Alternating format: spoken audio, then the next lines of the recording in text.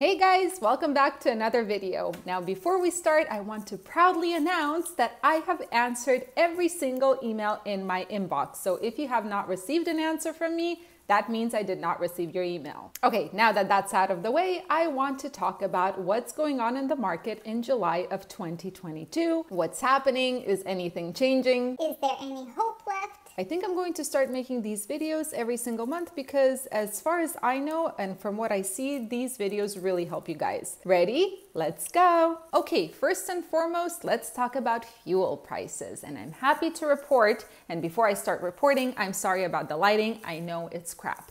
I'm happy to report that right now, as of July, we are on the right trajectory because fuel prices, diesel prices are going down. As you can see, the July diesel prices, which is an average of $5.47 per gallon, is lower than both in June and in May. So that is awesome. Now, we still have a very long way to go to get back to pre-fuel Armageddon prices. In January, it was $3.72, just to give you an idea. But we are on the right path, which is awesome. Now, I want to take this a little bit further to actually be beneficial for you guys. So the first thing we're going to do is we're going to look at the top 5 states with the highest diesel rates. 1, 2, 3. I seriously should be a magician. Anyway, just kidding. So the top 5 high diesel rate states, of course, number 1 is California. No surprise there. So California is at an average of $6.54 per gallon. Then Oregon is next, $6.17 per gallon. Then Washington, $6.14 per gallon. New York is number 4, $5.78 per gallon.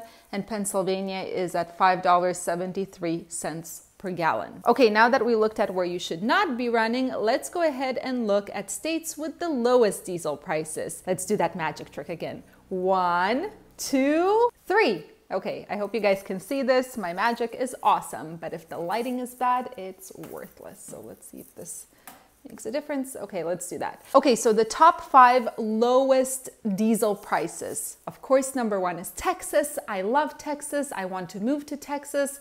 I cannot move to Texas yet. Bummer. So Texas is at $4.83 per gallon. Number 2 is Oklahoma at $4.89 per gallon. 3 is Mississippi, $4.96 per gallon. Number 4 is Louisiana at $4.97 per gallon, and Missouri is number 5 at around $5 per gallon. So if you want to start saving on fuel, you should really start running in some of those southern and Midwestern states. Now, not to preach religion or anything, but one of my favorite sayings is God helps those who help themselves. So what do I mean by that? Well, I mean, don't wait for these prices to go down. We don't know what's going to happen to the fuel prices. Get a fuel card if you don't have one already. Now, as I keep mentioning, we use RTS, and when we run in those southern and Midwestern states, we have not had to pay more than $4.60 per gallon, to be honest, if we are running in those Midwestern and southern states. So it's lower than the lowest state, which is Texas, and that's thanks to discounts. Do you have to use RTS? No, but find a fuel card that works for you because those discounts are just going to make it so much better. Okay, I'm doing something that I don't normally do. I'm actually holding my camera. So now that we looked at the fuel prices right there, let's go ahead and look at the market. And for that, we're going to go to my screen. All right, guys, so these are our loads. So on the left here, you will see total rate per mile. This is including deadhead. And at the bottom, you will see the date. So it's grouped by every second day, I think. Yeah, it's the January 4th, January 6th, 8th, 11th, etc., until July 26th. So it's not by load, it's just by the daily average. So the blue lines represent our OG company, which operates only reefers, and the red represents our new baby company, where we operate our dry van. So let's go ahead and look. Let's look at the dry van. So this is what it looks like. As you can see, it was excellent somewhere right here in January, and then it started going down with some outliers, but now it seems to be picking back up. So this is what I'm noticing. It is generally picking back up very, very slowly. Now let's go to the reefer. As you can see, it was also incredible at the beginning of the year, then it started going down, and now it went up and then back kind of down. Now, I'm not 100% sure that the OG company numbers right here are totally accurate. Not that the load rates are not accurate, it's just lately we've had to go out of our way to get to a certain place, and therefore we had to sacrifice some rates per mile. But as you can see, it kind of went up and then it's going down. But I'm hoping it's going to start going back up, because for reefers, the rates are actually better than for dry vans. It just has to do with the fact that we had to sacrifice our rate per mile to get to a certain location. Okay, so now let's go to the market map, because I know this helps a lot of you guys who don't have this on your load board. So we're going to start with dry van for the prior business day, which was yesterday. As you can see, the dry van market seems to be cooling down and again moving more towards the East Coast. I wouldn't trust this market map completely. It's not like the areas where it's blue that there are no loads or the rate per mile is really bad. It's not. This market map only shows the proportion of trucks to loads, so the truck to load ratio. So for example, in Pennsylvania, there are way more loads than there are trucks, which is absolutely true for dry vans. That being said, Pennsylvania is one of those states where there's a bunch of junk on the load board. So getting a great rate per mile, it's not going to happen.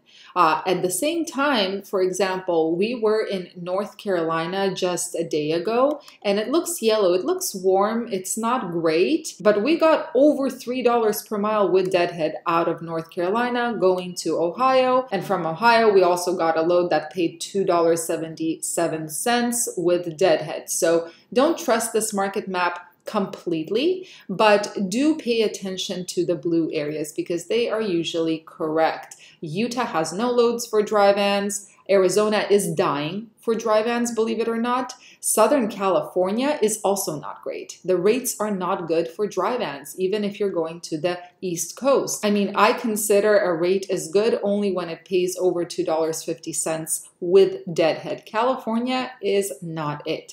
Okay, so now let's go ahead and look at reefers. This is for the prior business day. As you can see, the situation is much better. So that chart that I just showed you, again, this is only because we had to sacrifice our rate per mile in order to get to the location we needed to get to. But as you can see, Pennsylvania, again, is red. That's true. There are way more loads than trucks there, but the rates are not amazing. California, it's red, but the rates are nothing close to what they used to be last year. Now, I can definitely say that the Midwest and the southern states are pretty good, although Texas has been surprising me in not the best way in terms of rates. There not many loads there, I have to say, not as many as there were. Just on Monday, we were booking a load. We're used to having like 700, 800 loads on the load board, and there were 200 loads there. And it was pretty hard to find a really good paying load out of Texas. So it's interesting, but this is what it looks like for a reefer. Now I'm going to do flatbed. Again, I am not familiar with a flatbed, but let's just do it just to show you guys. As you can see, again, the southern and some of the Midwestern states are really good. Washington and Oregon are really good. I wonder why. I don't know, because it seems like Washington and Oregon are always really good for flatbeds. But you guys tell me why, because I'm not familiar. But this is what it looks like for flatbeds. So now we're going to look at the DAT trend lines, which are somewhat accurate. If you don't know how to get here, you just go to dat.com, go under resources, and then go under trend lines right here, resources, trend lines, and you'll get here. That way you can always keep track of what is going on in the market. So as you can see, the spot load posts are down by 26%. That means that from July of 2021 to now, the load postings decreased by 26%. The truck posts have increased by 11%. So that's where the crappy rates are coming from. Less loads, more trucks. Now let's go to the trailer specific. As you can see, we're going to focus on the spot rates. The spot rates from year to year for dry vans actually increased by 0.5%. That is something I am not sure where they're getting their information from, to be honest. You know, maybe it's just the posted rate. It was easier to negotiate a higher rate last year. So maybe that's what it is. Now, then we have the flatbed spot rates. They increased by 9.5%, which seems to be on par with what you guys are telling me and what I see on the load board. Flatbed rates are great, but it seems like a lot of people are switching their trailers up and getting into flatbed hauling now. So there is going to be an increase in those types of trailers. And I think as the amount of trailers will increase, the spot rates will go down because brokers will have more choices. Now, reefer spot rates went down by 1.6%, they say. I don't see that as being true. Again, I think it has to do with negotiation. I always negotiate my loads, and it was just easier to negotiate a absurdly high price last year, and now you have to just kind of agree while gritting your teeth to the rate that is posted. Plus, there are not as many loads out there, and some market areas have died completely. Now that we looked over the market, it's time for my 2 cents. Now, in my opinion, the reefer is the safest option in this market. This is because reefers, while not immune to the recession, they don't get hit quite as hard. Reefers transport perishable goods for the most part, such as food and medicine, and unless the United States and its population is planning to go on a very serious starvation diet, people will still need to eat and people will definitely still need medicine. Now, just to give you a comparison, dry vans usually transport a ton of retail goods, and the demand for those retail goods drops as soon as people have money troubles. Well, I don't know. I don't necessarily agree because I would personally prefer to spend money on Amazon and all the pretty things there than food. Who needs food anyway?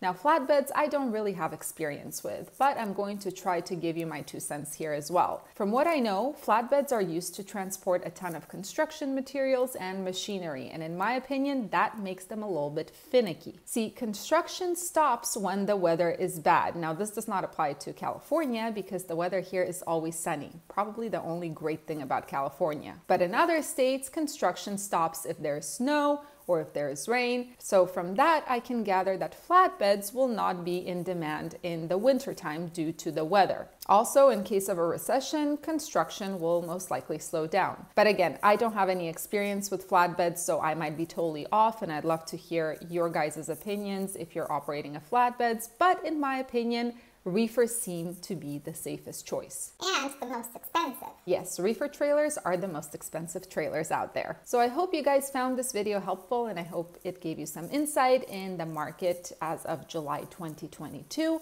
But I would love to hear your experiences with the market, especially if you're operating a flatbed, because again, this is the only equipment type that I am not familiar with at all. I was actually seriously considering getting a flatbed trailer to add to our fleet, but after talking to my business partners, I think we're going to hold off. But anyway, I hope you guys enjoyed this video, and I'll see you in the next one.